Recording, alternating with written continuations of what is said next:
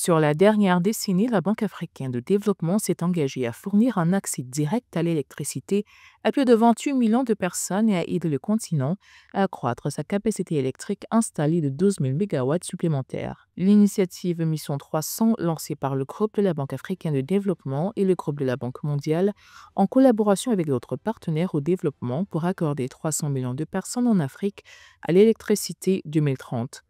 Une initiative sur laquelle Sidi Oulta pourra capitaliser lors de son mandat pour électrifier l'ensemble de l'Afrique. Nous savons que même avec nos meilleures intentions, la Banque mondiale, la BAD et même nos partenaires ne seront jamais en mesure de mobiliser les ressources nécessaires à cet effort particulier. Pour vous donner une idée, bien que je doive sauter le pas sur les quelques mix énergétiques que nous avons développés. Nous avons réalisé ou calculé qu'il faudrait environ 126 milliards de dollars pour pouvoir mettre en œuvre ces projets comparables à ceux qui seront mis en œuvre plus tard. Les pays africains ont pris des engagements pour réduire leurs émissions de gaz à effet de serre. Pour ce faire, ils devront basculer vers les énergies renouvelables et arrêter l'exploitation minière.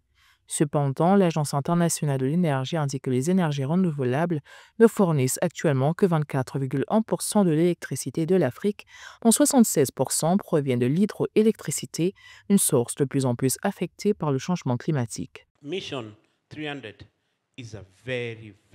La Mission 300 est une très bonne initiative qui va combler le déficit d'électricité en permettant à 300 millions de personnes supplémentaires d'avoir accès à l'électricité. Nos enfants pourront conserver leurs vaccins au frais. Nos femmes pourront accoucher dans la dignité. Nous aurons accès à des soins médicaux de manière digne en Afrique. Mais nous devons voir si nous pouvons intégrer un pilier d'adaptation dans cette mission 300 afin d'atteindre le seuil nécessaire de 50% d'adaptation et 50% d'atténuation de déficit. Il est plus facile de financer l'atténuation, mais il est préférable de financer l'adaptation. Selon la feuille de route de la BAD, la mission 300 comprendra de solides mesures de responsabilisation, notamment des systèmes de suivi et d'évaluation propres à chaque pays et un indice de réglementation de l'énergie en Afrique pour suivre les progrès accomplis conformément aux objectifs de développement durable des Nations Unies et à l'agenda 2063 de l'Union africaine.